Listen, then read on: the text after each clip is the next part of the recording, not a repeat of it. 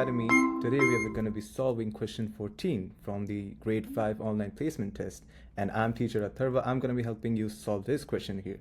So let's begin by reading the question first.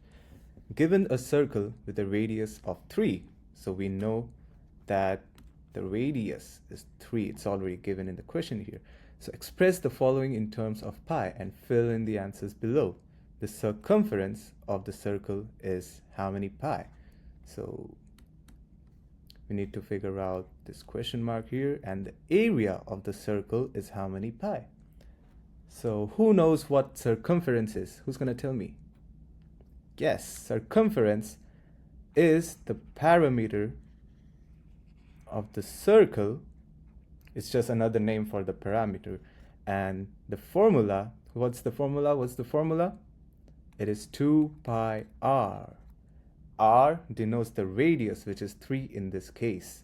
So we just substitute the 3 to find the circumference, which is 2 pi, substitute 3. Can you solve it with me? 3 times 2 is 6. That is correct. So we get 6 pi. And remember, since pi is already denoted here in the question, we just need to replace the blank here, which would be replaced by 6. The next thing that we have to find is the area of the circle. What is the area? That is correct. This here, the shaded portion enclosed by the circumference, is called an area. And the area of the circle is equal to, what's the area? That is correct. The formula is pi r squared. So radius times radius. And we just substitute the radius, which we know is 3, into the formula to find the area, which is pi 3 square. And 3 square is 9.